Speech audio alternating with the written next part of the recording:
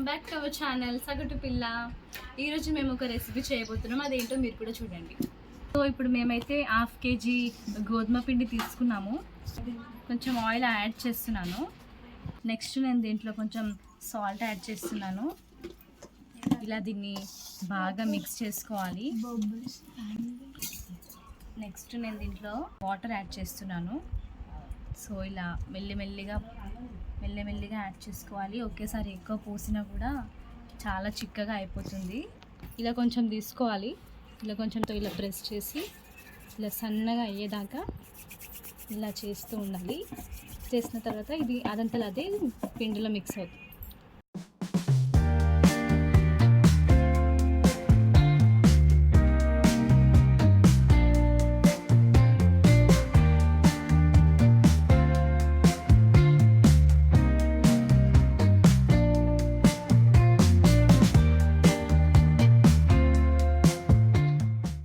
ఇలాచీలు, బాదం పలుకులు, కిస్మిసి వేసినాము.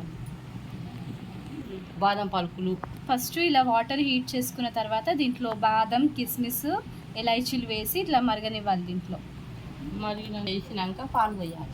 ఇది కొంచెం మసిలిన తర్వాత దీంట్లో మిల్క్ యాడ్ చేసుకోవాలి. పిండితోటి వేసి వేస్తున్నాము. సో మనం ఇలా ముందు చేసుకున్నాం కదా, ఇలా ఇవన్నీ మెల్లగా తీసుకొని వాటర్లో వేయించాలి. అన్నీ కూడా ఇలానే వేసుకోవాలి. వేసుకున్నాక పాలు ఇది వేసుకున్న తర్వాత దీంట్లో పాలు ఇంకా బెల్లం యాడ్ చేసుకోవాలి.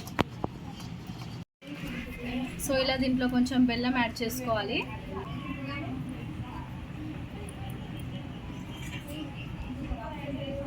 బెల్లం మంచిగా మిక్స్ చేసుకోవాలి. కొంచెం అంతా మీద రవ్వ చల్లుకోవాలి. కొంచెం ఉప్మా రవ్వ కూడా చల్లుకోవాలి మీద,